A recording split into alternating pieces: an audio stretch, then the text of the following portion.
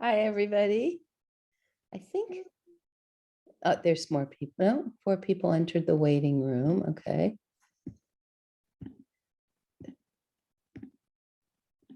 Okay. Let's wait till everybody gets in.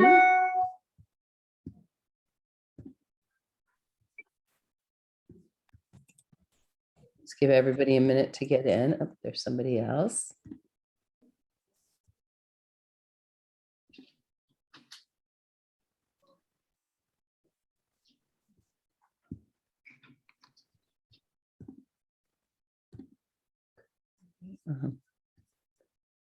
You just give it one more minute in case a few more people try to get in, and then we will get going.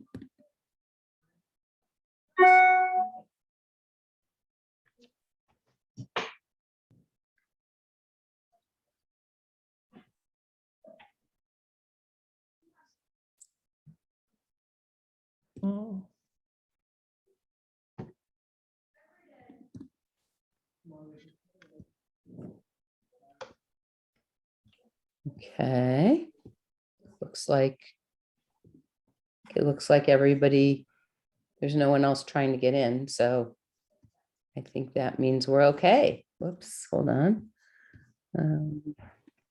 Okay, now I think we are. All right. So, hi, everybody. Good to see everyone. Last week, I think you guys covered week 1, correct, in the syllabus? And any questions, comments, things that you didn't get finished last week that you would like to ask, or that you have any questions about, or anything like that? Anybody? No? All right. So this week is Judaism and Christianity, week 2 on the syllabus. Let's start off. Does anybody have questions, comments, anything they'd like to either talk about or ask before we, before we start diving in? No? All right. So I'll start with just a little bit, and then I'm going to open it up for some questions and conversation and reactions to what I say. So I think oftentimes when people talk about Judaism and Christianity, people will say, oh, wow, the biggest difference is between Judaism and Christianity is that Jews don't believe in Jesus. And obviously that's true. But at the same time that I say that, it's not the full story at all, because it's not, yes, we don't believe in Jesus in Judaism, but that's not the factor that really separates Judaism and Christianity. It's the underlying reasoning and understanding of Jesus by Christians that is really what separates Judaism from Christianity. Now, having said that, of course, if someone says, I do believe in Jesus as the Messiah, they're not Jewish, and they're not really, that's not part of the Jewish community. But in Judaism, we believe fundamentally that we as Jews are responsible for our own actions, and that we have a direct relationship with God. There isn't a middle, an intermediary between that connection or that relationship. And in addition to that, we believe that we don't believe in original sin. So we don't believe that people are basically good or evil. We believe that people are a blank slate. We have 2 inclinations, and the word inclination is the Hebrew word yetzer, which is actually the very root that was used when God created Adam and Eve, or when God created the first human. God formed the first person, or formed Adam and Eve, however you want to, whichever. There's actually 2 stories of creation, so whichever one you want. But God formed the first person. And in that formation, that word yatsar is the same root word of yetzer. So in our very existence of who we are, we have both a Yetzer HaTov, which is Hatov, Tov means good. We have a good inclination, and Yetzer Hara, a bad inclination. And it's up to us what we do throughout our lives. And that doesn't, and anything that we do that's good means our Yetzer HaTov has dominated, our good inclination. When we do something that's wrong, or what we in Judaism would call sinful, but it's different than it's chet, which means or an avera, it's a transgression. It's not about us being bad people. It's about us letting our bad inclination dominate, and we can at any time choose to change our lives and make our lives better and make better choices. And we do that, and actually it's appropriate to be talking about this now, because in another week and a half, 2 weeks, we have the High Holy Days, beginning with Rosh Hashanah.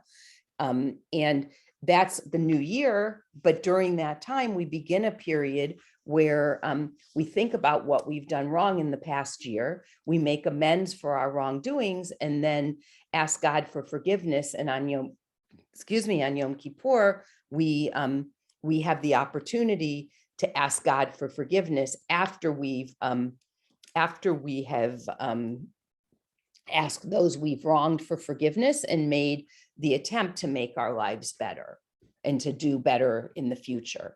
So true repentance in Judaism is when you recognize what you've done wrong, you ask the person you've forgiven directly for forgiveness, and try to make amends and try to do better in the future. So there really isn't a place in our theology for someone to have died for our sins, because we don't see ourselves as being sinful in nature. We see ourselves as a blank slate, and we have these inclinations who can do that, it's our choice what we choose to do with that and how we choose to live our lives. Let me stop there. Thoughts, reactions, questions, any of that? Yes, Nicolette. Hello from Poland. Good to see you. I thought about that the moment I saw you. It's currently 11 p.m., so not too bad, but I'm a little jet lagged. So no, I think some of the things you were saying about atonement, during your life and not relying, on somebody who has died for your sins, also, I think goes back or relates to this idea that, we're not waiting for an afterlife that's good. We're doing it now. That is also an excellent point. I'm glad you brought that up, Nicolette. Yes, absolutely. We don't believe that things will get better in afterlife. We believe that we're partners with God in the ongoing creation and repair of this world. So we have to do all we can to make this world a better place, because right? Exactly. Tikkun olam, repairing the world. We're partners with God in the ongoing repair and creation of the world. And it's this world that we know. We aren't saying that there isn't an afterlife. We aren't saying there is an afterlife. We're saying that we don't know, but we do know that we are responsible for making this world the best place that it can possibly be, because we have a responsibility to make the world a better place. I'm glad that's perfect that you brought that up. And so we don't know, maybe everything will even out in the afterlife, and maybe it will all be better, and maybe it might, but we don't know. We know that we have to make this world the best that it can possibly be now. And also we at least hope that our descendants, and it doesn't mean your own personal descendants, yes, your own personal descendants, but also our descendants, those who come after us, because we're all part of humanity, will have a better life in their life. And that's why we have to take care of the world and make it better for our descendants, because we at least are fairly confident that there will be descendants, those who come after us, and the world should be the best that it can be, and we want to leave it that way for them. And there's actually a very one of my favorite stories. It's a very, very, very famous Jewish story, and it's about this man, Chloni, the circle drawer. He is in very elderly man, and he's planting seeds to grow a tree, and somebody comes up to him and says, "What are you doing that for? You're an old man. You're never going to see the fruits of your labor. Literally, you're never going to see that tree grow. Why bother?" And he says, "Just as there were trees when I came into this world, I need to leave trees in this world for my descendants." And that's a very, very Jewish concept. So yes, that is just absolutely, Nicolette. Thank you. Any other thoughts, ideas, comments anybody has? Yes, Katie. Something that I've noticed that I like a lot about Judaism is the atoning with the people that your transgressions affected. A common thing I've seen in Christianity is people don't want to deal with that conflict. And so as long as they ask God or Jesus for forgiveness, they feel like everything's okay. And that's something that's just never set well with me. I feel like to actually atone for your bad behavior, you need to try and better the people you have wronged, like help them out at the very least to overcome whatever hurdles you may have put in front of them. Sure, absolutely. Very Jewish concept. We take responsibility for our own actions. Absolutely. And it goes right with what we were just talking about, which is tikkun olam, is taking care of the world. You can't do that if you don't take responsibility for your own actions. So I like that a lot. Yes, great. Something that I love about Judaism is the lack of this belief in original sin, that we're born bad. It never sat right with me. I always had I'm like, okay, if we're made in the image of God, because I was raised with my father's religion, as he was a Christian preacher, and I could not reconcile for the life of me. We're made in God's image, but we come into this world so messed up, and it's used as an excuse to hurt children, to abuse children. And then becoming a parent myself, I'm like, there's no way original sin can be real. Like you hold your child for the first time and you're like, you're telling me that this perfect little thing is inherently bad, inherently wrong, inherently has a need for redemption.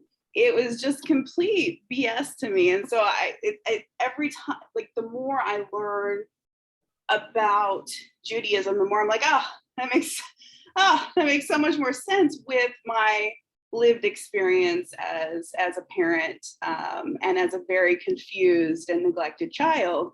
Now raising my child in a very gentle and loving home, it's very comforting to me. It's like it's part of what makes Judaism feel like coming home to me. Like, this makes sense. Our choices are what matters, not some like fundamental spiritual flaw that we're somehow born with. I could go on, but I'll stop. But that's please feel free. that's my favorite. That's really great. Yeah. No, that's great. Anybody else want to add anything? I don't know if you can see me. Also, hi, I'm Finch. I don't think I've met many of you.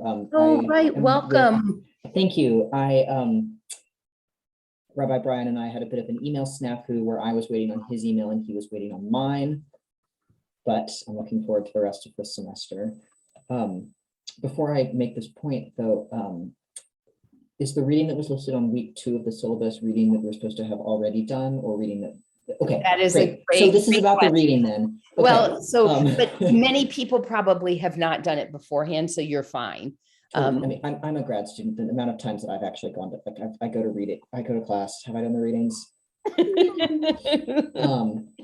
But I was really curious about, in the 9 questions people ask about Judaism, the chapter laid out distinctions between Christianity. Honestly, I learned a lot about Christianity as well. I was not raised Christian. I was raised Christian in the sense that I was brought up in a white Anglo-Saxon Protestant culture, but I never went to church, and thankfully my parents were not, evangelicals. But then the chapter also went on to talk about humanism and Marxist communism, and I was just very curious about why the author had made those choices. Like it seems like a very much a relic of sort of maybe the time it was published in. And I know we're focusing on the Christianity part, but I thought it was interesting that the author felt the So need to, actually, yeah. I'm very happy that you brought that up, because one of the things that we talked about, which sadly, I'm sorry you missed that before you read, so you would have read it with a little bit different of an understanding, and I apologize for that, which is I that haven't gotten around to watching the recording, so it's my no, it's not at all your fault. Don't apologize Okay. at least. Basically, we have readings from all different perspectives and all different backgrounds, because if all we put in the readings were our opinions and our thoughts and our ideas, it's not going to be a very what's the word, like a very well-rounded course. So basically he actually tends to be writing from a pretty orthodox perspective. I wouldn't agree with a lot of what he says personally, but we want you to see everything that's out there. So that's where he's coming from. That wouldn't be where I would be coming from. Which is actually, and another reason I'm really glad you brought that up is because I think that's another piece of a big difference, maybe not for all types of Christianity, but certainly for some, where basically we have a lot of questions. We don't always have all the answers. And we also have a very, very wide range of our beliefs as Jews and what Judaism means. Now, that doesn't mean there aren't certain things like kind of where we are today, which is if somebody walks in and says, hey, Jesus is the Messiah, they're not part of the Jewish community at this current time. Even though if you're born a Jew, you're always a Jew, but that's a whole different issue that we could talk about. That's a lot of, but basically, you're going to be pretty much outside the community at that point. So there are certain things that are non-negotiable, but within that, there's a lot of room for questioning, a lot of room for conversation, and a lot of room for different thoughts and different ideas. So I love that you brought that up. That was actually perfect.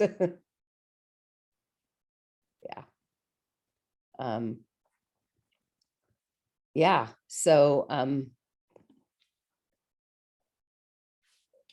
any other, those are great questions so far. Any other questions, thoughts, comments, ideas based on what I said so far that people would like to share? Okay. So some other things just to talk about, and I'm kind of getting some things off of the syllabus. Some things we'll just talk about in general. And let's talk a little bit about, we talked about kind of the role of Jesus in Judaism, but let's talk a little bit about what is the Jewish concept of Messiah? What does Messiah mean? What is that in Judaism? And how do we understand that idea? So in Judaism, we don't believe that the Messiah has come yet.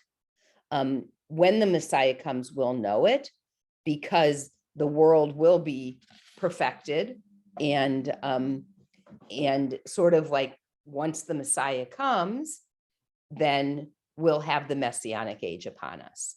And what really matters is that we have the Messianic age, not as much who the Messiah is. So for us, along with everything else that I just said, we wouldn't accept Jesus as the Messiah because the Messianic age isn't here. It's that like sort of cut and dried for us. And we should, it's actually, there's a great, another great parable story in Judaism is that if someone tells you, like, somebody's is busy like planting a tree or whatever, and somebody comes up to him and says, oh, the Messiah is here. You should finish planting your tree because you know that you're still working in partnership for the creation of the world, then go figure out about whether the Messiah is here or not.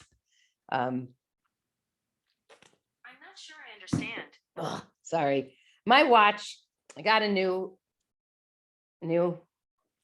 watch and it just keeps making noise all the time and I don't know why. Thank you, Sharon.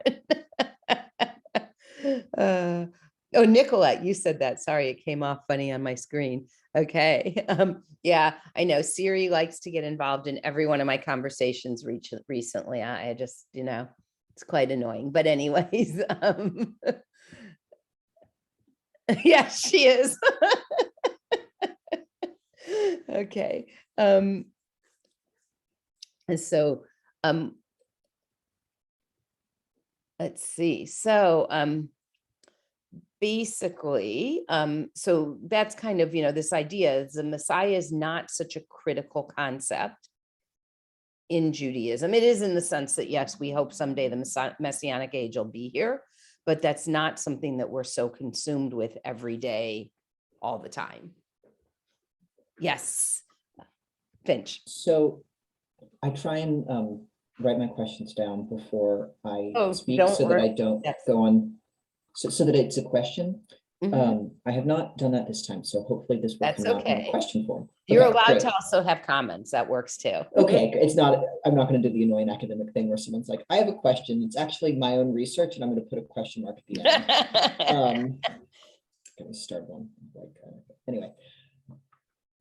My question is about, so this sort of messianic age, perfected age, is the idea that like tikkun olam and work, is that working to bring the messianic age into being, or is that working to sort of like set the stage for the Messiah? Like, what's the?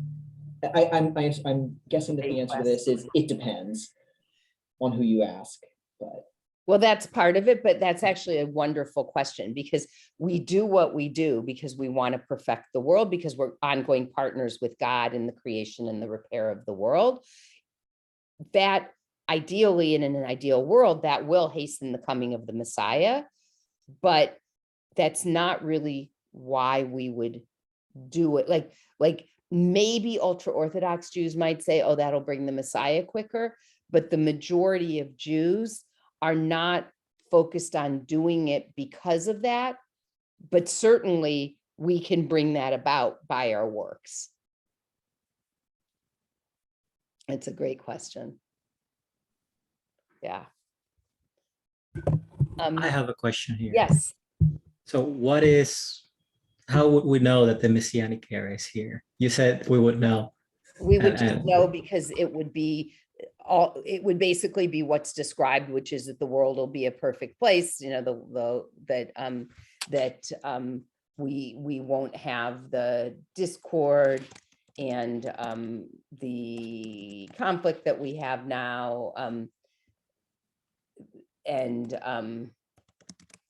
basically we'll know of that because the messianic times would be upon us, basically, that the Messiah would, bring the Jewish people back to Israel, and the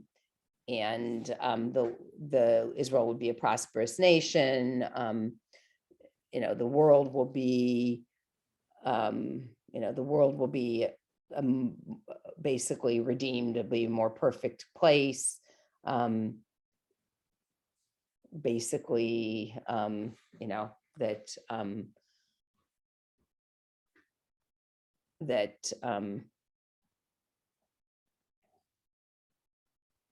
that, you know, it will be. And also there are those who would believe, and again, this is whether or not who, like, you know, depends on where in Judaism you're going to look and who and that kind of thing. But there are some who would believe that before the Messiah comes, there's going to be a period of like corruption and horrible things. And then the era is going to be, you know, like there'll be a big war, but there's a concept of Gog and Magog. It's going to be very catastrophic war, but that depends on who you look at and who you choose to follow. But basically, so basically some rabbis would say it's going to be preceded by this bad stuff, and others would say it's going to be amazing and we should look towards it. But then, you know, the temple would, I think I said that already, the temple would be rebuilt, the priesthood would be restored. Be like the golden age has returned, that type of thing. Yes, Gray. There's a Jewish artist that I like, and he describes Mashiach as there'll be no more war, no more hunger, no more competition, no more. It would just be peace and prosperity for everyone, and like not just Jews, but the entire world. And that's how we will know it. Like we can return to Israel, but no matter who you are, where you are, it's peace, it's prosperity, it's the exact opposite of what's happening right now. Yep. It's just, it's such a beautiful picture. Yeah. Yeah, that's what we're supposed to be working towards. Yes. Today. Yes. Not just waiting for it to come. Yes. Okay. And then in terms of any other thoughts, questions, comments? Okay. So in terms of the role of the clergy in Judaism versus Christianity, there's almost nothing in Judaism that a rabbi can do that any other person can't do. So anybody can lead us, anybody at least who's reached the age of bar mitzvah, if you are Orthodox, if you're non-Orthodox, if you bar or bat mitzvah, you can lead a service, you can read from the Torah, you can have a blessing before and after the Torah, you can perform almost any ritual in Jewish life. Now, of course, it's different in America because you have to have a clergy person perform a wedding.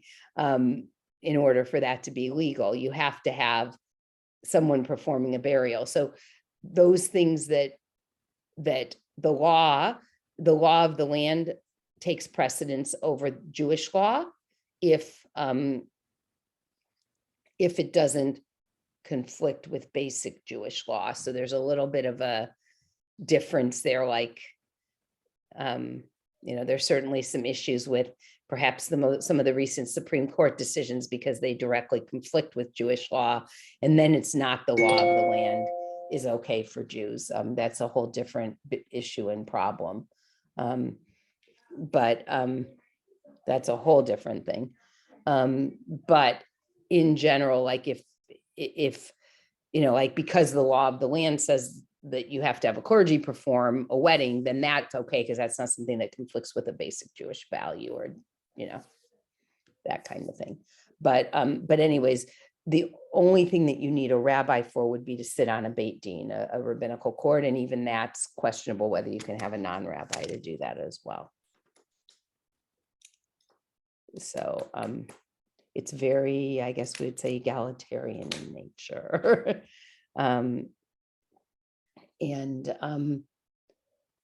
What I would also say in terms of our texts, in Christianity, you basically have what they would call the Old Testament and the New Testament. In Judaism, we have what Christians refer to as the Old Testament would be the Hebrew Bible.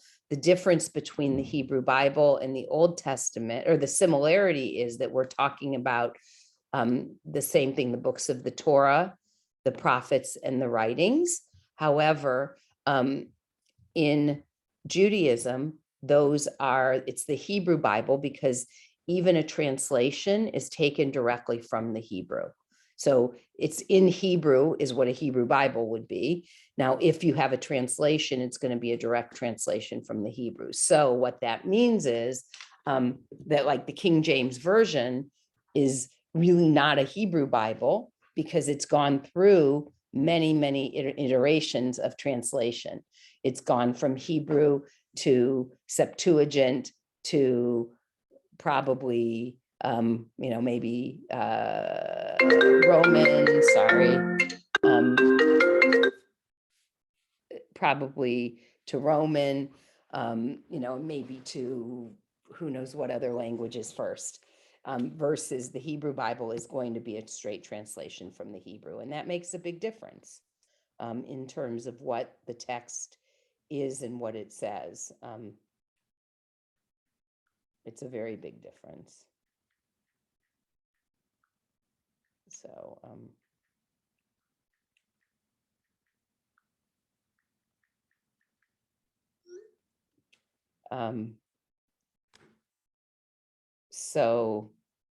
and then we have the Hebrew Bible, and then after the Hebrew Bible, we have kind of our next layer of tradition. A lot of people, by the way, when I go out and I speak about Judaism, I would say one of the biggest, or one of the questions I get most frequently are, well, if Jews don't believe in what Christians would call the Old Testament, is basically our Judaism stopped after the Hebrew Bible, which isn't true at all. Judaism has, while we don't accept the New Testament, it's just not part of our beliefs. We had lots of writings that came after that. Some of the layers would be, the next layer of tradition would be the Mishnah, which is basically a compilation of Jewish laws that was codified around the year 200. And then we have, after that is the Talmud, which takes those laws that were codified in the Mishnah and has commentary on them called Gemara. And that Mishnah plus Gemara is what makes up Talmud. And then as you got into, and that was codified somewhere, depending on basically somewhere around the 5th century or so. Or wait a minute, did I say that right?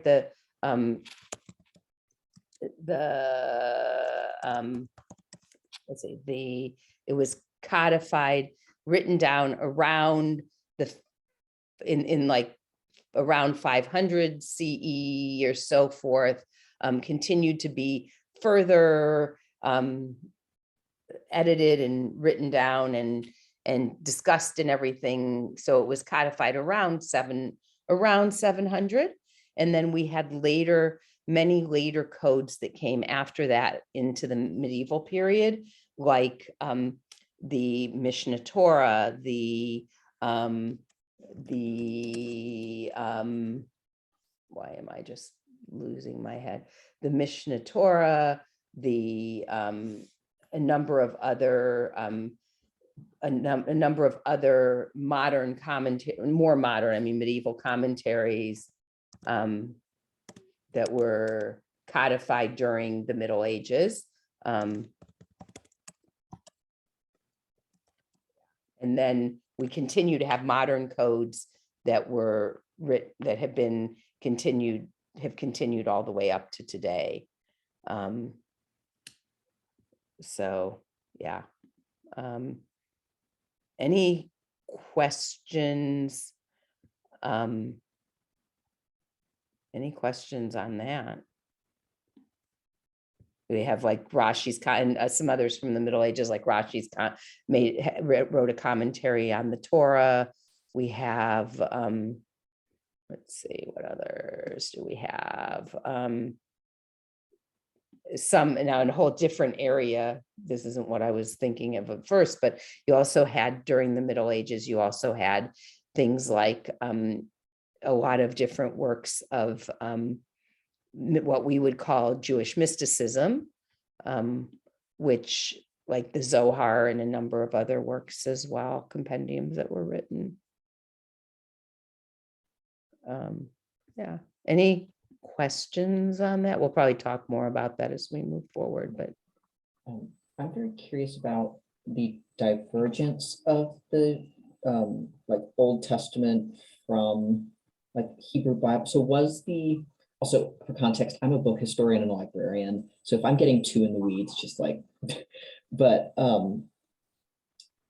like was it originally written in Hebrew and that's what's been translated and like the string of translations versus like the Hebrew Bible and Judaism goes back to that original translation? Like I'm hearing that there's diverging evolutions, but I'm curious about the sort of center point. everything would start with that. Okay. Everything would start with the Hebrew text. So the commentaries that you have all start with first of all, they might be in like Aramaic became the language of the vernacular, but even that you have the original Hebrew that they're working from. Like you would never like have a Greek or a Roman translation of something and then go from that. Everything starts from from that original Hebrew text. And like for example, Rashi's commentary on the Torah, his commentary is you've got the lines of Torah, and then he's making a commentary on that. Talmud is so Mishnah will refer back, like the laws in the Mishnah will often have references back to the Torah law that it came from. And then as you go into the Talmud, you'll have the Mishnah, but it's referred back. Your Talmud might refer back both to the Mishnah and to the Torah as well. Is that what you were asking? Yes. And it would never. So it's actually interesting. I'm going to say two things on that. It's kind of contradictory, but the rabbis would never deliberately say that they were throwing something out from the Torah, although they might find a way to diverge from it with another interpretation. But they would rest that on Torah, if that makes sense.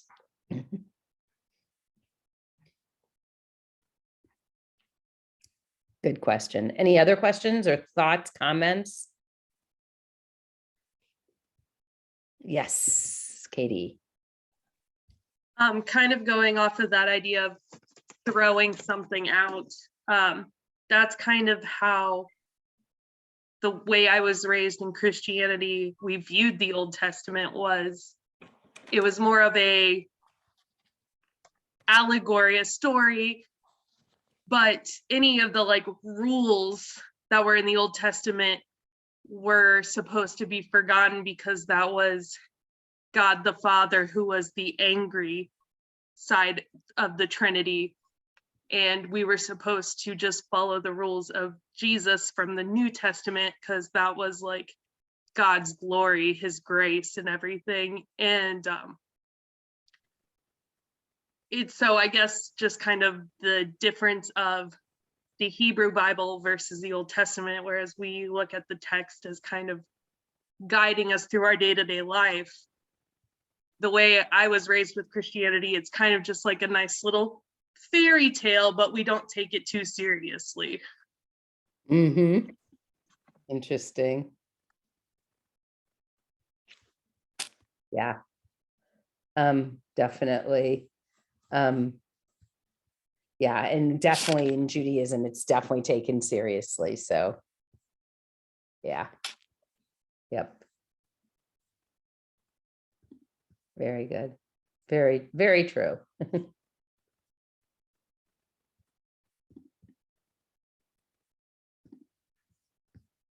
All right. Let me just read what's in the chat. Okay. Very good. Other thoughts, comments that people have? Yes, Gray. Continuing what Katie said, that like reading the Jewish Bible for the first time with like all of the commentary from all of these scholars throughout time, it's really like reading it for the first time, and it's so real and it's so alive. It's wonderful. I feel like a super Bible nerd again, like I was when I was little, except this time it's like I'm just diving into it. It's all brand new and it's all like bright and sparkling and shiny, and it's just I'm reading the Psalms right now in the Jewish translation, and it brings me to tears. It's an ecstatic experience. So that's what I'm also doing right now. I really recommend, if you don't have one yet, to get one of get the Jewish Bible. Get it. Very nice. All right. Yeah, I agree with that very much. Very, very much agree. Yeah, and again, just make sure, as we've said, just make sure you're going from a translation that's a Jewish translation, so it's coming directly from the Hebrew. I know we've said that, but just to reinforce what's been said, because I think that, I mean, that is something that's very important. Great. All right. So the other, I think the other thing I wanted to mention or bring up from the syllabus is just Jews for Jesus. Thoughts, comments. We say, why is it not a legitimate Jewish movement? Anybody want to take a stab at that? Yes, Abby. Yes, so I had to do a lot of research about this because initially when I expressed to my parents that I wanted to convert to Judaism, they kept saying, well, why don't you just join Jews for Jesus? Like that was the reaction I got. And they are not a group that formed out of any existing branch of Judaism. It's an evangelical Christian movement that was initially started sort of with a dual purpose as Protestants of getting away from certain Catholic traditions and theoretically going back to like older, more original Christianity, and also partially just as an evangelical tactic to sort of trick Jews into going to Christian churches by keeping some of the same traditions that would be familiar to them. Yep, exactly. It's exactly 100% correct. That is exactly how it started. It was started by an evangelical Christian who wanted to trick Jews into becoming Christians. Katie. Yeah, I went through a similar experience as Abby, where my family, and they pushed pretty hard because I have a cousin who is a member of a Messianic church. And so there have been some rather heated family arguments about them pushing my cousin's ideas onto me and me pushing back with information that I've learned, and just clashing of heads. But the whole tricking thing is the biggest thing that gets to me, because it goes back to that missionary ideals in Christianity that are very important and very prominent. And one of the big reasons I turned away from Christianity, because I didn't see anything inherently wrong with people choosing their original religion. And I thought it was very audacious and pretentious for missionaries to go to these countries and tell these people how terrible they are and they need to be saved. that was, as a teenager, that was just like something that really got to me. Nicolette. Oh, it's also how you know that they're not really Jews, because the missionary aspect is not part of Judaism at all. So if somebody is going to try and say, hey, you should be a Jew for Jesus, then you know that they're not Jews, like just because of that fact. But just as an anecdote, I have a friend doing research here from the United States, and she is Jewish. And an American who is one of those Messianic Jews approached her because he saw that she was wearing a Star of David as a necklace, and he tried to convert her on the spot. So, I mean, this is in Poland, and there's like some American approaching another American, and it's really gross. And he's like, I'm Jewish too. And we're like, Yeah. Yeah. I have. Oh, go ahead. Well, Sorry. my experience with Jews for Jesus is very, very minor. I didn't know they existed until I started looking online. And I was looking, I think it was for a podcast about Judaism. And as soon as I went to check the channel, it was Messianic Judaism, something like that. And I almost got tricked into listening to the podcast, but I did. Just wanted to share that even online, they have their tricks. They do. It's so true. Very, very true. Well, and it's interesting because they believe, like it's very interesting because we see it, and I see it also, as something that's very invasive and such a affront. And they see it as saving us, which is really so like, but it's hard because it's so contradictory and we're so far apart in that it's really, Katie. I also feel like it's a form of cultural appropriation to take those rituals and twist them into fitting your own agenda. Because the intention behind those rituals and those holiday celebrations don't have, the meaning behind them doesn't translate. And it can, in a society that's predominantly Christian, it can greatly impact how people view Jewish traditions. Mhm. yeah, I agree. And I think it's like, I would actually argue that it's a form of anti-Semitism. So Mhm. I definitely feel, I think it's a really good point, Nicolette, because it is very anti-Semitic in its nature. Those who are doing it aren't always aware of that because they no, but systemic anti-Semitism is just as much of a thing as Totally. systemic racism. absolutely agree. I'm in 100% agreement with you. They don't understand at all why it is. Yeah. Yeah. That is another thing that I just love about Judaism, that we're not here to convert anybody. In fact, like I on Twitter today, I saw an anecdote about someone shared about like how much Israel does not allow the Jews for the Jesus to do their thing, and it makes me laugh. I'm like, good. But no, I love that we're not pushy. We're not, yeah, because evangelizing is so nasty. It's so toxic. It's so presumptuous and rude. It's rude. But yeah, I love us. That's my point. And having said all this, I kind of want to move because I don't disagree with anything that's been said. If we look at question 12, though, is how do we build sensitivity between the Jewish and Christian communities? Because for Jews in America, that's where we live and what we have to deal with or live with, or however we want to word that. So how can we build sensitivity?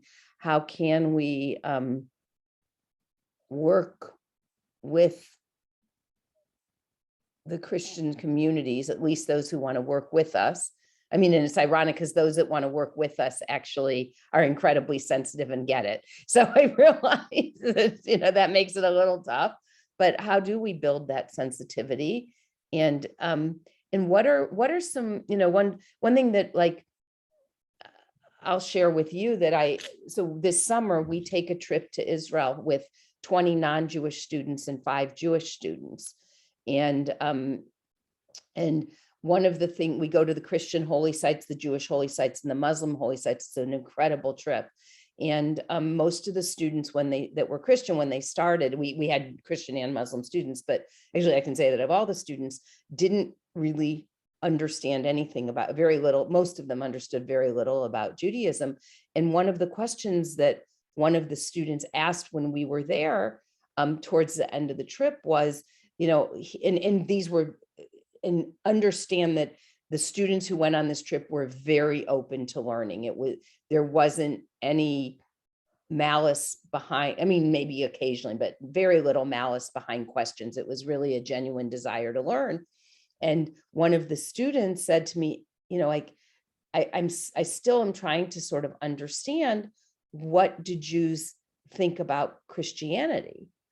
And I said, I'm going to be really honest with you, because you've been here in Israel and you've sort of seen all the different religions here. And we saw a number of others. We saw Druze and a number of other religions. And I said to him, I said, it's really a fantastic question, because if we didn't live in America, we would have very similar ideas about what Christianity is and would think about Christianity about as much as Israelis do, which is not very much. And I said, I don't mean that in a mean way or in a disrespectful way, but because we're living in America as Jews, we have to think about Christianity a whole lot. But in Israel, most Jews don't even think about Christianity at all on a daily basis, because they're steeped in a Jewish culture and Jewish society, and Jesus never comes up for them. And that's not awful or rude, but it's much the same way that for Christians in America, if you said to them, what do you think about Islam? They would say, I don't think about Islam at all, most days, not part of my life.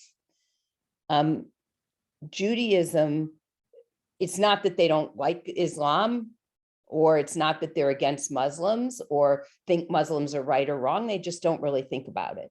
And for Jews, if we didn't live in America, if we didn't live in a predominantly Christian country anywhere in the world, we wouldn't think much about Judaism, because it's peripheral to Christianity, because it's peripheral to Jewish life. It's not right or wrong to us, it just is. And if we weren't steeped in a culture that had so much Christianity in it, we wouldn't be thinking about it much. And that's not meant in a mean way or a horrible way or a insulting way. It just is sort of like, it's just peripheral to what Jewish beliefs are.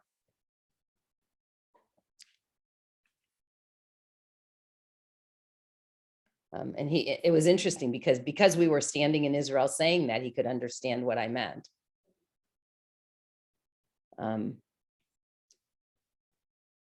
Yes, Finch. I think maybe a sub question of this that's particularly challenging for me is, I did not grow up Christian, but I definitely, I had my sort of like atheist, I believed in like rationality and logic phase when I was in high school. Have since moved beyond that. I mean, I'm here. But I think a lot of that was a response to, I was in high school right when Obergefell v. Hodges, which was the Supreme Court case that legalized same-sex marriage, was going through. And I saw very clearly who were the groups in politics that were opposing that. And it was evangelical Christians. And so I think for me, a harder question is Rabbi Sue, as you said, it's like the people that are already sensitive, like they're already sensitive, they're already working through it. And so it's, I don't know, I guess I just don't really see a benefit necessarily towards like working with people that would rather people like me died or would rather, convert. And it's challenging to feel on the one hand, like maybe I just need to like work harder at that, but then also as the 9 questions people ask about Judaism said, it's not about turning the other cheek to people that are oppressing you. So yeah. Yeah.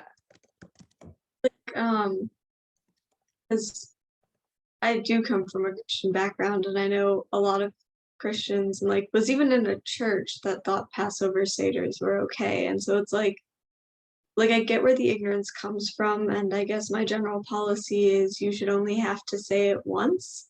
Like a lot of people haven't encountered things and they don't know better, but if you tell them and they don't listen, like it's not on you to try to convince them because they're not listening to you.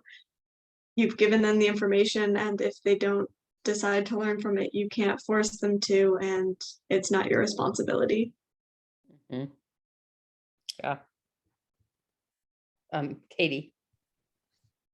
I also think within American society, it's difficult because even though we don't have a set religion in this country, our country is systemically Christian. I mean, Absolutely. there are holidays that are Christian holidays, but the whole country celebrates them. Companies close for those days. And so I feel like when it's just so ingrained to the everyday life of such a large country, you get a lot of pushback when you try to go against that. And it's hard to not to want to turn your cheek to all that. I guess just trying to be open to answering people's questions when they do come. Like, the hate's still gonna be there as hard as we try to go around it. I mean, I saw a post from, was it yesterday, that there was a truck in the Bloomington Walmart parking lot with a swastika on it. So it's always gonna be around in our lifetimes, I feel like, but doing the best to at least be transparent when people talk to us or ask us questions is the best way we can move forward with trying to find a middle ground with Christians in just our everyday life. Yeah. Absolutely. Yeah. Oh, yeah. So true. Oh, sorry, Gray, I didn't see your hand for a minute. Yeah, I would like your perspective on this, Rabbi. Like, what is, because I mean, I feel like I'm not going to start a fight I'm not going to pick a fight. I'm not going to go out and like fight with Christians or anything. But I also, at this point in my journey, I don't feel like it's my job to build bridges.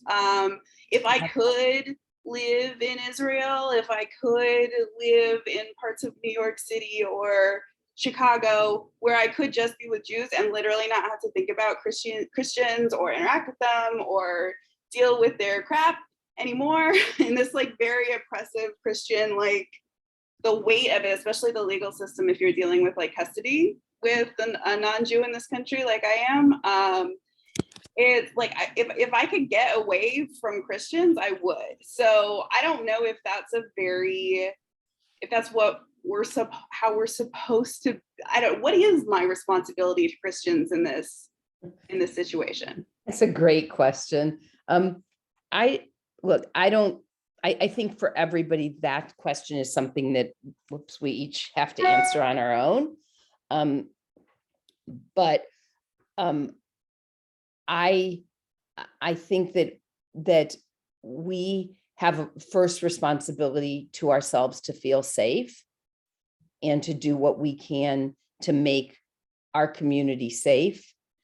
And it's very hard. We actually were just talking about this today because right now with the overturning of Roe v. Wade, and this is not meant to be political, but there's a big problem for Jews because Roe v. Wade being overturned, let's not even talk about all the other issues that we know of that are problematic, but Roe v. Wade causes Jews to be forced. It's the first thing that I know of in this country, in my life, where we as Jews will have to choose between what Jewish law says and what American law says. The law in Indiana right now is completely contradicts Jewish law. Absolutely 100%. So, and what's really sad about that is this has been put into effect, as you just said, by one tiny little piece of Christianity, because many Christians are just as upset as I am about the law. And there were a minority of Christians who put that law into place for everyone. And what's incredibly ironic is that the First Amendment of the Constitution guarantees freedom of religion. And this is absolutely against freedom of religion, because I can't practice my religion freely now. And so it's very problematic. And so, for me personally, I have to speak about it, fight about it, fight to get that overturned. But at the same time, that's for me personally. That's what I feel I have to do, but I can't tell somebody else what they have to do and what they should do. So I don't think that really answered your question, but it did give me a rant, so. No, to hear as many Jewish perspectives as possible on that particular question of like, what is our ethical responsibility towards Christians or our behavioral responsibility towards Christians? It's an important conversation to have. So, like when I first saw the syllabus for this class, I was like, oh, we're spending so much time on Christianity. And I'm like, oh, we've got to spend that much time. We're not spending enough time on those people who are controlling our freedoms and our lives. So as many Jewish perspectives as possible is helpful for me. Great. I wanted to add, I had a situation that made me think of how much Christianity is in our society. I work for the federal government, and we had a lunch in the summer with more than 100 employees that we are in the same organization. And before we could have the hot dogs, which I don't know if they were Hebrew National, they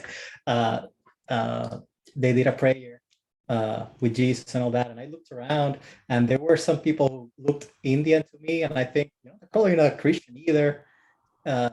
So yeah, it's very pervasive even in environments where it's, probably not very legal to do it. And yeah, it certainly feels like a pressure.